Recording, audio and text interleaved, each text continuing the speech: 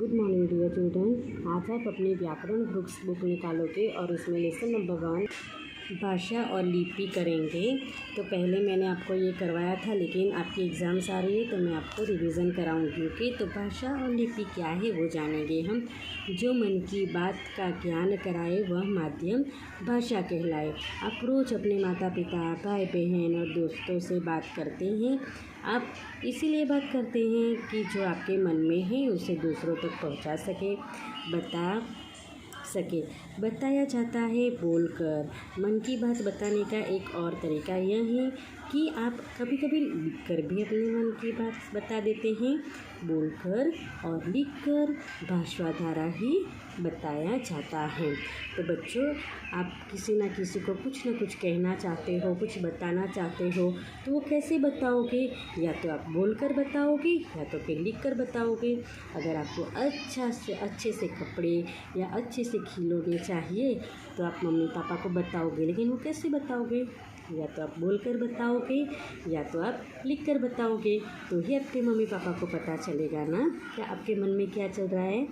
तो सेम वैसे ही है कि आपके मन की बात अगर आप बता देते हैं तो बोलकर या लिखकर बताते हैं, उसे भाषा कहते हैं। भाषा वह साधन है जिसके द्वारा हम अपने भावों या विचारों को दूसरों के सामने प्रकट करते हैं तथा दूसरों के भावों और विचारों को समझते हैं। भाषा मतलब अपने मन में जो विचार हैं, भाव है, उसे दूसरों के सामने बताना, प्रकट करना, उसे भाषा कहते हैं। भाषा के रूप। दिए गए चित्रों को ध्यान से देखिए, उनके नीचे लिखे वाक्यों को पढ़िए और समझिए। तो यहाँ पे चित्र है, चित्र के नीचे लिखा हुआ वाक्य पढ़ते हैं। नानी कहानी सुना रही है, दादाजी पत्र लिख रहे हैं, सुनैना गीत गा रही है, अभिनव पुस्तक पढ़ रहा है।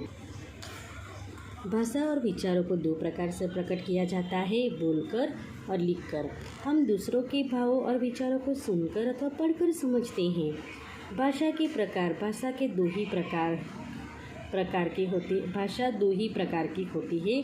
हाँ, कभी कभी इशारों से भी हम अपनी बात कह देते हैं या दूसरों के इशारों को समझ लेते हैं, लेकिन यह भाषा नहीं, संकेत मात्र होते हैं। कभी कभी हम इशारों से भी बातें कर लेते हैं, लेकिन उसे सिर्फ संकेत कहते हैं, उसे भाषा नहीं कहते। ओके, तो यहाँ पे देखो, दो बच्चे बात कर रहे हैं। कैसे हो आरव? मैं ठीक हूँ। तुम कैसे हो? तो ये क्या हुआ? ये मौखिक भाषा हुआ, क्योंकि वो दोनों मुँह से बातें कर रहे हैं। ओके, और ये लड़की है जो लिख रही है, तो वो लिखित भाषा हुई। मौखिक भाषा क्या है? तो जब हम अपने मन की बातों को मुख से बोलकर प्रकट करते हैं तो उसे मौखिक भाषा कहते हैं। अगर हम अपने मुंह से बोलकर कुछ बात कहते हैं तो उसे मौखिक भाषा कहते हैं। लेकिन लिखित भाषा क्या है? तो जब हम अपने मन की बातों को लिखकर प्रकट करते हैं तो उसे लिखित भाषा कहते हैं। मौखिक यानी मुख से बोलकर और लिखित यानी लिखकर प्रकट करते हैं। ओके, अन्य भाषाएं। विश्व में अनेक भाषाएं प्रचलित हैं। हमारे देश में हिंदी का प्रयोग सबसे अधिक होता है। हिंदी हमारे देश की राष्ट्रभाषा है। हमारे देश में कौन सी भाषा ज़्यादातर बोली जाती है? हिंदी। और हमारे देश की राजभाषा क्या है? हिंदी। हिंदी के अतिरिक्त हमारे देश के अलग अलग राज्यों में विभिन्न भाषाएं बोली जाती हैं। हमारे राज्य में अलग अलग भाषाएं बोली जाती हैं। आपने अपनी कक्षा में बहुत से ऐसे बच्चे देखे होंगे जो अलग अलग राज्यों से आए हैं, जैसे कोई पंजाब से, कोई बंगाल से, कोई महाराष्ट्र से, तो कोई गुजरात से। सबकी अपनी अपनी भाषा है। आप देखोगे कि आपके क्लास में भी सब अलग अलग भाषा के बच्चे हैं जो अलग अलग भाषाएं बोलते हैं। पंजाब पंजाबी बोलता है, गुजरात गुजराती बोलता है, तो बंगाल बांग्ला बोलते हैं। इसी प्रकार विदेशों में विभिन्न भाषाएं बोली जाती हैं, जैसे रूसी, जर्मन, अंग्रेजी, फ्रेंच आदि। पूरे राष्ट्र या देश में बोली जाने वाली भाषा राष्ट्रभाषा कहलाती है। हमारे जो राष्ट्र में बोली जाती है वो भाषा राष्ट्रभाषा कहलाती है। कभी कभी हम अपने मन की बातों को संकेतों के माध्यम से प्रकट करते हैं, पर उसे भाषा नहीं कहा जाता, उसे संकेत कहा जाता है, मतलब सांकेतिक भाषा। लिपि, लिपि यानी क्या होता है, तो भाषा को लिखने के लिए जिन चिन्हों का उपयोग किया जाता है उन्हें लिपि कहते हैं। अंतर भाषा के लिखने का ढंग ही लिपि है। तो ये जो हिंदी में लिखा गया है ना, उसे लिपि कहते हैं। अगर इंग्लिश में लिखते हैं, गुजराती में लिखते हैं, हिंदी में, अलग अलग भाषाओं में लिखा जाता है, उसे लिपि कहते हैं। कुछ प्रमुख भाषाओं की लिपियाँ निम्नलिखित है।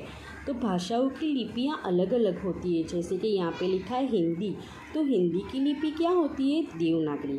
अंग्रेजी रोमन, संस्कृत देवनागरी, उर्दू फारसी, पंजाबी गुरुमुखी। तो ये सारी ऊपर की भाषाएं हैं और ये इनकी लिपियां हैं। बच्चों पता करके देखिए कि 100 रुपये के नोट के पीछे कौन कौन सी भाषा में 100 रुपये लिखा है। यहाँ पे देखो ये 100 रुपये की नोट है। अगर आप अपने मम्मी पापा से ये 100 रुपये की नोट मांगोगे और उसमें देखना कि उसके नोट के पीछे यहाँ पे देखना ये लाइन में जो अलग अलग भाषाएँ लिखी गई हैं, तो आपको ये 100 रुपये के नोट में कितनी भाषाएं लिखी है वो जानना है। ओके, तो बच्चों आई होप कि आपको ये समझ में आया होगा। बच्चों आपको मैंने ये जो व्याकरण का लेसन नंबर 1 है उसकी एक्सरसाइज आपका फ़ोटो सेंड किया था। आई होप कि आप सभी ने ये एक्सरसाइज में जो होमवर्क था वो आपने लिखा होगा, तो आपको ये घर पे अच्छे से रीड करना है। Okay, thank you.